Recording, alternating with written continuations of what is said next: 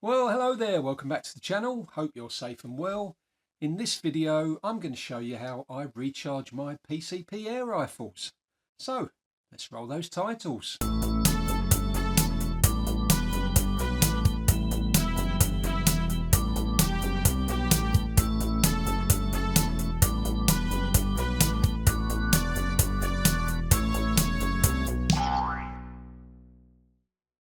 So this then on the table in front of me is my 7-litre compressed air cylinder that I use for topping up my rifles, and it's due for a top up, so I thought what better opportunity than to go through how I top my cylinder up and then how I use the cylinder to charge my PCP air rifles.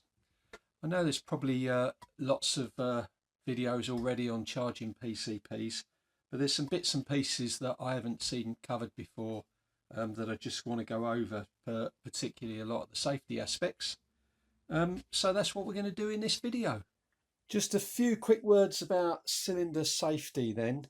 One of the things that you need to make sure you always do when handling a cylinder is do whatever you can to protect it from mechanical shock, particularly around the valve group. We're talking about, upwards up to 300 bars of pressure, which is an extreme lot of pressure, can do a lot of damage. So we don't want to drop the cylinder, smash it into something, or bang the valve group while we're handing it around. Could have nasty consequences. Similarly, if you're carrying more than one cylinder, you don't want them stored in a way that they can bash into each other. Goes without saying that the gas in the cylinder is going to expand if it gets hot, so you want to keep the cylinder away from sources of direct heat and direct sunlight.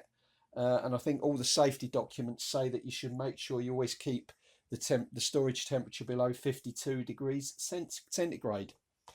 Don't let the cylinder come into contact with any corrosives, because obviously corrosive substances will weaken the steel the cylinder is made of, and obviously that's a bad thing.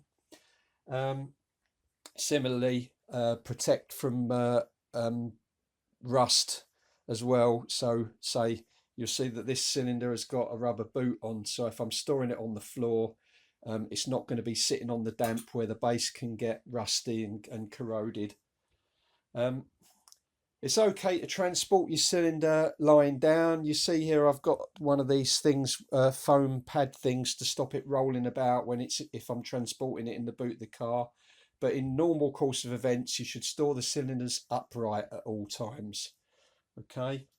I say secure when in transit, and make sure that you, as I mentioned before, that you release the pressure when not in use. So leave your pressure release valve open so that you're not going to build up any pressure in your whip and your valve system.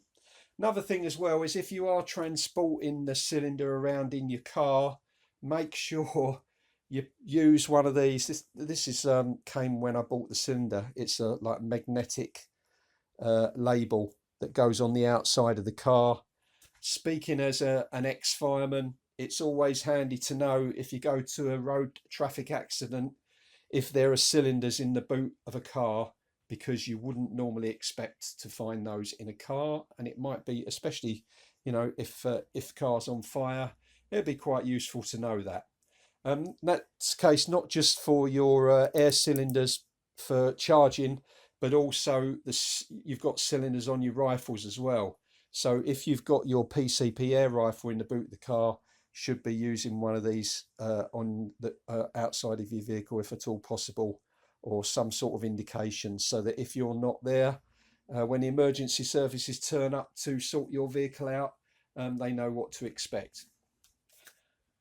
So that is all as regards to safety is concerned. It's all pretty straightforward and common sense, really.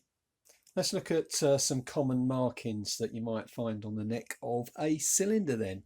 So looking at the ones on my cylinder, I'm not going to make them out in the black here, but at the top here we've got M25x2, which is the valve thread size and design.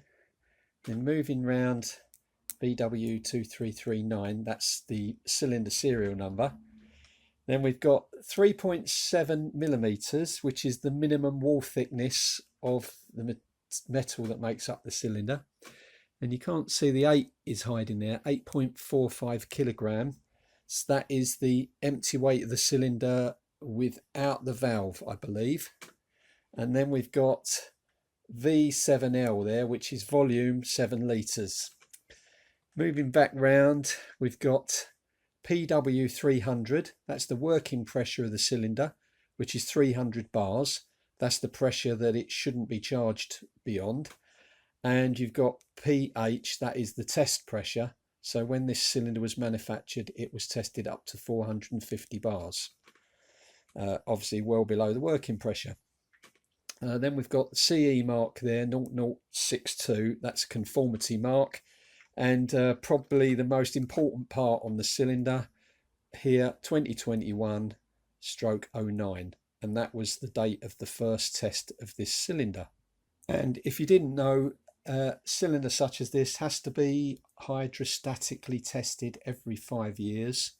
So this is due for its first test in 2020, was it September 2026? Let's start with some basics then. First off, how do we know what the contents of our cylinder is? Well, first what we need to do then is check the pressure on the main gauge of the cylinder. Now to do that, you want to take the end of your whip and you want a blanking plug, and place the blanking plug in the whip, pull the collar right back, push in, make sure that it's nice tightly fitted, make sure the collar's fully forward and that's not going to come out anywhere. We're dealing with high pressure here. Last thing you want is, if that blanking plug is not in there correctly, that's going to create a pretty hazardous projectile. So say you can put the blanking plug in the end of your whip, or you can remove the whip from the valve and put your blanking plug straight into the end of the valve there. First up then, we want to close our pressure release valve. I'd suggest that you always leave your cylinder with the pressure release valve open.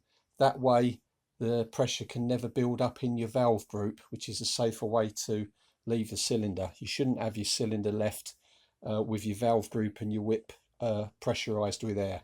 So we'll close our pressure release valve. Only needs to be finger tight, don't tighten it too much. Right, onto our main valve. And then what we're going to do is, one thing to be aware of, we're dealing with very high pressures here, and we don't want to create a pressure shock in the valve group or in the whip by opening the valve too quickly, because if we do that, this becomes dangerous. It can shatter and bits can fly off. So we want to be very careful when we open it, and anti-clockwise to open, keeping our hand on the valve all the time, not leaving it, so that we can shut it off if we need to. And just started twisting, cracked it till the needle started moving. Sometimes you have to move the valve a fair bit before it starts to open. So as it started moving, I've completely closed it so that I've got control of the valve, and then I can then open it and control the speed. And we want to let the needle come up quite slowly. We don't want to open all that pressure up too quickly. Take our time, being safe with it, until the needle comes to a stop on the gauge. And there you can see the valve is reading 200 bars. Now, say some of my rifles charge up to 240, 250 bar. So I normally consider charging my cylinder up again when I get to 200 bars. So what we want to do then is rotate the valve clockwise to close it fully. Again, you don't have to be too tight. There's O-rings and stuff in the valves there that will stop the air coming out without you having to put loads of weight on the valve and damage the valve. And then we want to release that pressure by slowly opening the non-return valve, let the pressure come out, and open that all the way. And there we are. So we know we've got 200 bars in the cylinder, and I normally would charge my cylinders up to 270 bars. So that's what we're going to do with this one. So then this is the compressor that I'm going to use to charge up my cylinders, or my, not cylinders, my cylinder, my 7 litre cylinder. Now I did used to take my cylinder to a gun shop, a local gun shop, to get filled up, but the gun shop closed down, and then I was left with the choice of travelling an awful long distance to go to the next nearest gun shop to get it filled up, dropping the cylinder off and then going back later to pick it up. Then the opportunity came up. If you've watched any of my previous videos or been on the channel for any length of time, you know that I love a bargain, and I'll try and keep things as cheap as possible. Well, in January 2023, because I had my ear to the ground, I think the Airgun forum, somebody mentioned that these were being sold for a silly price on Amazon, and I managed to get in and get one. I actually paid less than £35, believe it or not, for this compressor. So it was like, well, I've got nothing to lose really. If I get 2 or 3 cylinder fills out of it, it's paid for itself, which it clearly has in that period of time. Now there's a lot of love and hate with these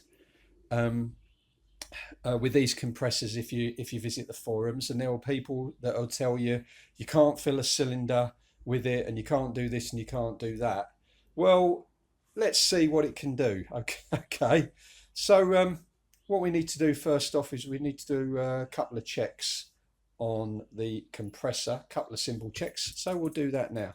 Right, I've taken the camera off the tripod and put it on the pistol grip, so it'll be a little bit shaky. But you'll see there's the oil level there, and you can see on the little diagram the oil level at the top of that circle means it's okay. It was halfway down, which was fine, but I just topped it up to take it back up to that top level.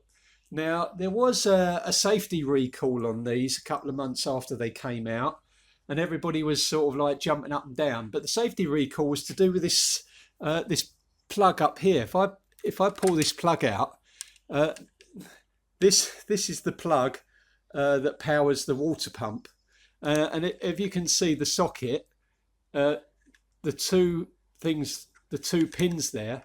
Well, when they're exposed like that, and you've got this plugged into the mains, they're live, which makes that a little bit dangerous, I guess, if you're inclined to stick your fingers in sockets like a toddler. But if you leave this plug in, if I push that, let's push the plug back in again.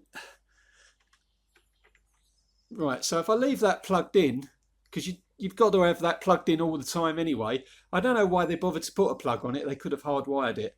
But if you leave that plugged in, then no problems with safety, with electrical safety. So that's what that was all about anyway. Right, okay, what I'm going to do then is going to get things set up, and then I will show you the system all set up before we start charging. Okay, so let's walk you through the setup then. First off, obviously, we've got our bucket of water. Before I start, I need to put some ice packs in there.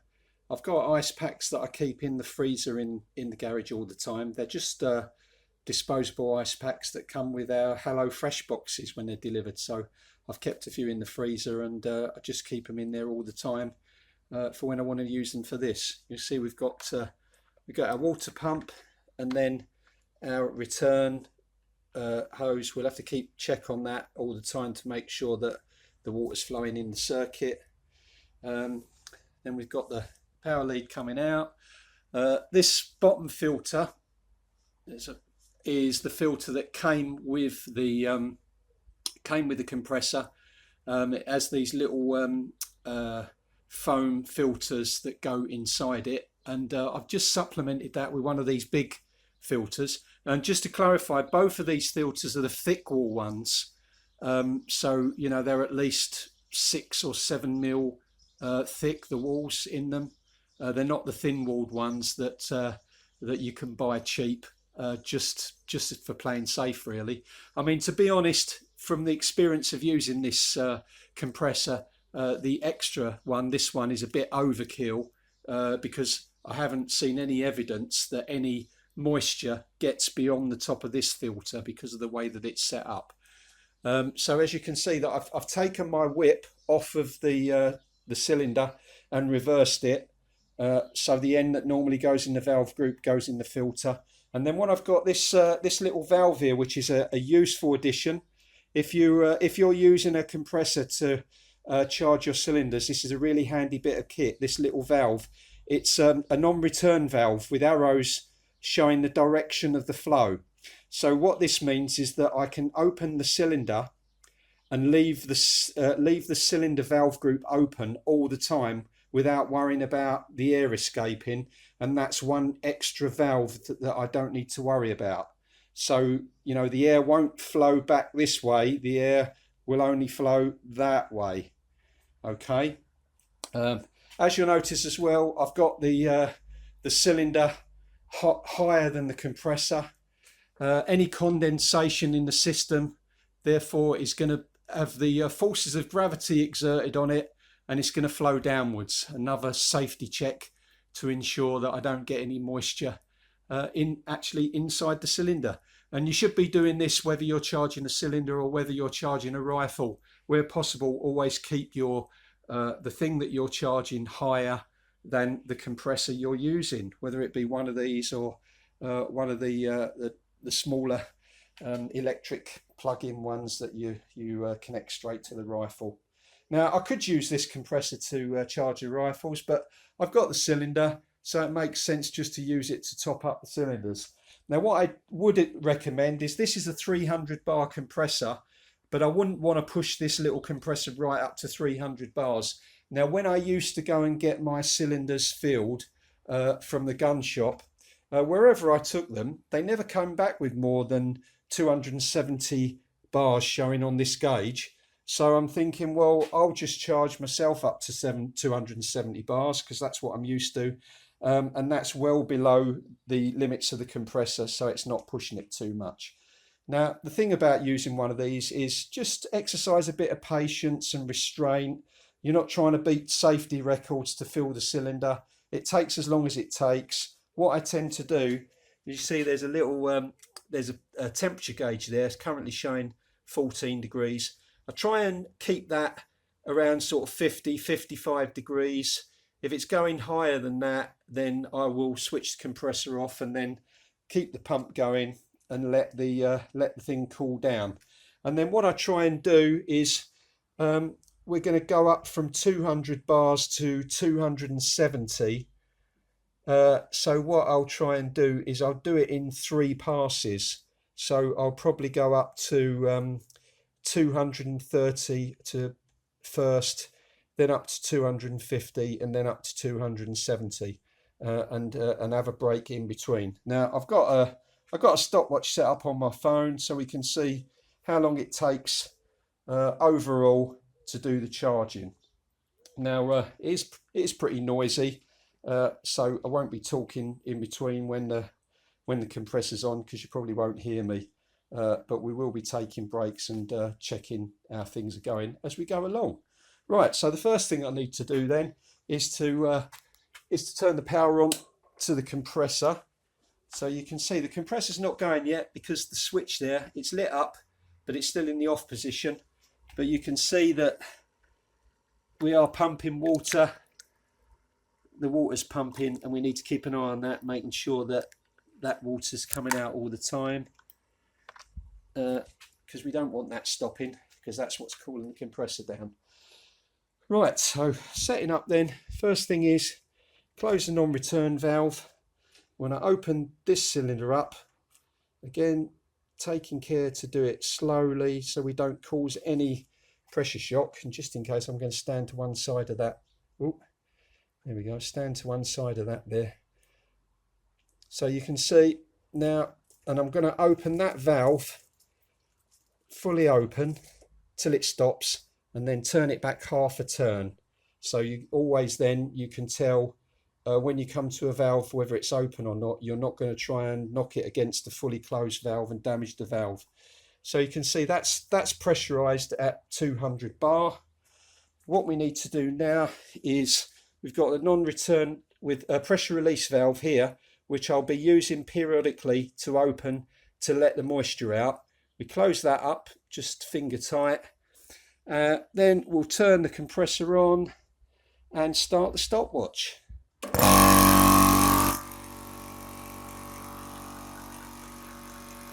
Now, hopefully you can hear me above the noise there. What's going to happen first of all is this section of the compressor, the pipework and the filters, is going to charge up first. Before anything happens, that's going to have to charge up to 200 bars to equalise the pressure in the cylinder. You can see the temperature's already going up. We're up at 26 degrees now.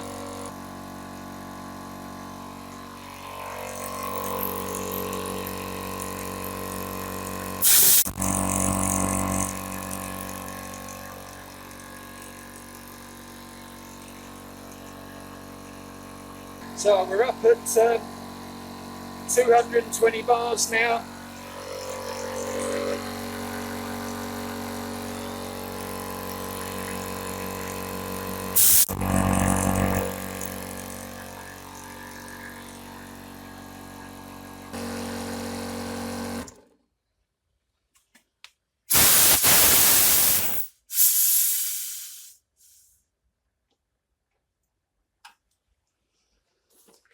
Right, so we're at our first stop point, which is 230 bars, and 5 minutes, or 6 minutes. Made a bit of a mistake there. What I should have done was release the pressure release valve before I switched the compressor off, but I'll remember that next time. We're going to wait, let the temperature drop down. You can see the temperature's dropping already. We'll drop that down to, get it down to around the 20-degree mark before we start again. Next time we're going to go up to 250 bars on the next section.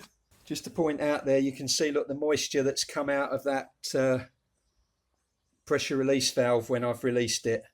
So I'm letting that out the system rather than it go up the whip. Right, we're down to 20 degrees. Water's still flowing. Pressure release valve's closed. Off we go.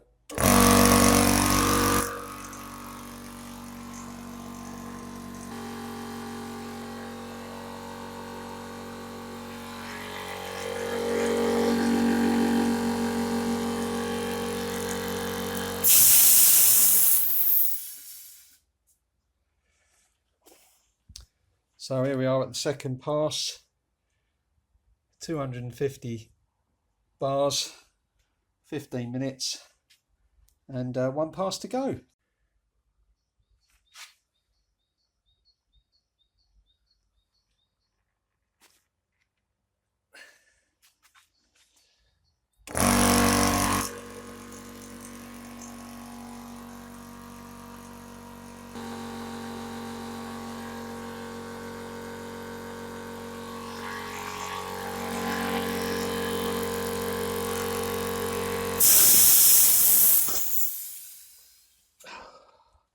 So there we go, just over 270 bars. We'll see if that settles, and just in case there's any warps in there. We'll leave the, you see the temperature never got above 50 on this charge, which is good. The water's still circulating, so we'll let that cool down. Pressure release valve is open out of that part of the cylinder, so the whip and the filters are all depressurized. We'll stop so that's under 25 minutes for a 70 bar top up. The thing is, you could charge it quicker, but the problem that you've got is you want to keep the temperature down, because you don't want the air that you're compressing getting too hot, because if you put hot air in the cylinder, when it cools down and you come back to check your pressure gauge, your pressure is actually going to be lower. So I take my time with it, keep everything as cool as possible so that you're not over exerting the system, and then you get what you see there. Look, needle's just above 270. It's not dropping off. One thing as well, if you use a system like this and you are concerned a little bit about safety, one thing I try and avoid, is I don't stand in direct line of anything that's liable to blow off. So for example, I'm not going to stand right in front of this valve group. So if this goes, it's going to whip out and hit me. And the same, these parts at the top of the compressor, I'm not going to stand above that. Always keep out of their way just to be safe. So that's charging the cylinder then. I'm going to break this down and then we'll look at using the cylinder to charge a rifle. Just wanted to show you here. This is the top of the highest filter, and no signs of moisture through there at all. No condensation or drips or anything. Right, let's try and go through filling the cylinder. We're a bit cramped here. I've got a camera in front of me. I'm going to have to reach around the camera to try and do everything. But just to start with a thing about cleanliness then. I mean, we're not dealing with pure oxygen where you have to be super clean with things because you've got a chance if you get grease on anything, you could start a fire. I know it's only compressed air, but it's good practice to keep everything clean. So I'd recommend that you get a blanking plug on your whip so that you keep everything enclosed, so you don't get any muck or dirt or dust inside your whip or in your valve group, and keep your probes in a little polythene bag as well to keep them clean and tidy. It's a good system. If you keep everything clean or whatever, you're not going to have any problems. Okay, we're going to try and refill my S400. So I've got a quick release. I'm going to try and do this one-handed. Right, that's on, making sure that that's secure. Right, let's keep the whip out of the way. Right, now what we're looking at is we're looking at basically sort of 2 or 3 things to happen. First off, when we open the valve, we're going to look to raise the pressure of in the system until it overcomes the non-return valve in the front of the cylinder, because we've got to overcome that pressure before air starts going into the cylinder in the rifle. And then secondly, once air starts going in the cylinder into the rifle, we're going to see the pressure equalizing between the rifle cylinder and my 7-litre cylinder here.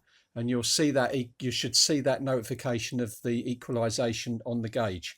Me mentioning equalization of pressures just reminded me of an early memory that I thought I'd recount. You might find the story interesting. Not anything to do with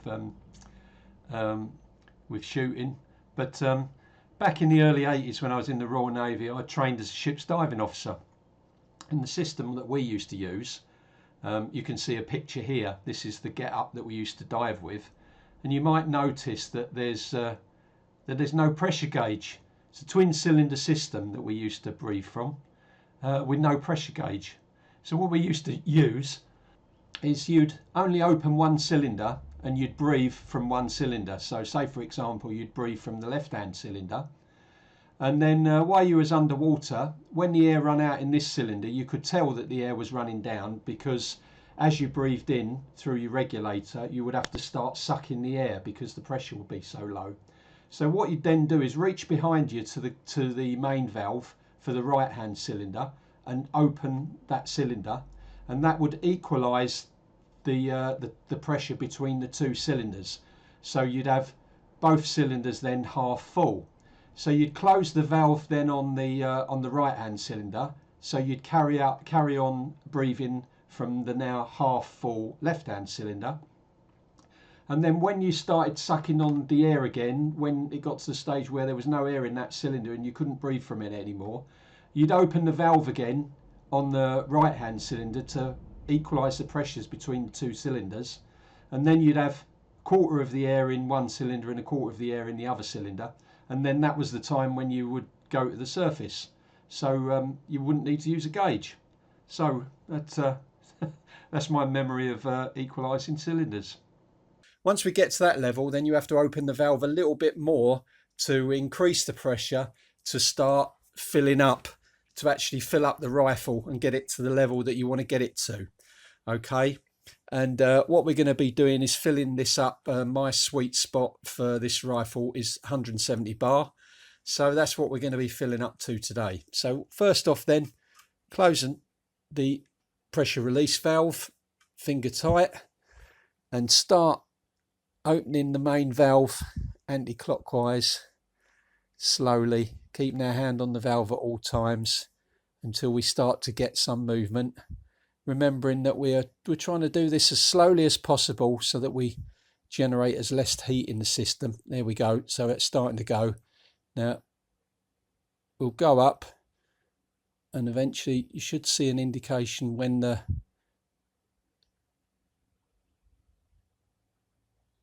perhaps it's not going to show on this. On some rifles it does, on others it doesn't. Right, there was, did you hear that little click and that little squeaky noise? That was the pressure overcoming the non-return valve in the rifle and equalizing the pressure. So we know from looking at that the pressure in the rifle is roughly about 120 bar. So now we can open the main valve a little bit more and trying to get that nice and slow. We want nice, even, slow movement, not to rush this because we're letting air run through restricted spaces, which is going to generate more heat. So we want this the needle to rise as slowly as possible, and we want this to come up to 170. So we're at 160, coming up, and we're on 170, and we're going to close there. And what I always try and do is always wait till I see the mark that I'm going to on the left side of the needle, because the needles are quite thick on these gauges, and then once you close you'll see it drop off a little bit. So you can see now that the needles drop slightly to the left of the 170 mark. So we're just going to open up again just to get it to start moving really slowly.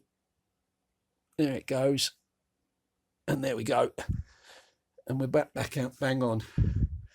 So that's charging your rifle then. So we're charged up. What I need to do now is release the pressure. So again, open the pressure release valve slowly, let the air out the system, out the whip, and then we can open the valve fully, let all the air out, and then we can take the whip off the rifle, not forgetting to put our dust cap back on the rifle.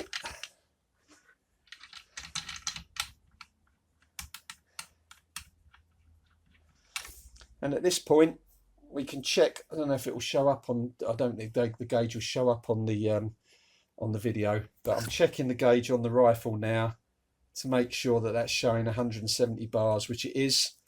So that's the only time that we'd be bothered about using the gauge on the rifle, because you know this gauge is much more accurate than the one that's going to be on your rifle. So that's a rifle charge then. That's the end of another one then. Hope you found that useful. I know it's don't want to feel like I'm teaching you to suck eggs, but it's I don't like to assume that you know that everybody that's watching this channel knows the basics. So even if that helps one or two people out, then it's all good. So that's that then. If you enjoy this content, don't forget to like the video and subscribe for free. It really does help me out with this channel, and it doesn't cost you anything. Every time you like and subscribe or you leave a comment, what it does is it encourages YouTube to recommend the video to more people, so they get to see this content and that hopefully they'll find useful and learn from. And that's what we're trying to do. You know, we're trying to learn from each other. So if you've got any comments, then you know, bung them in on the system, and I'll answer where I can. And hopefully I will see you on the next one. So bye for now.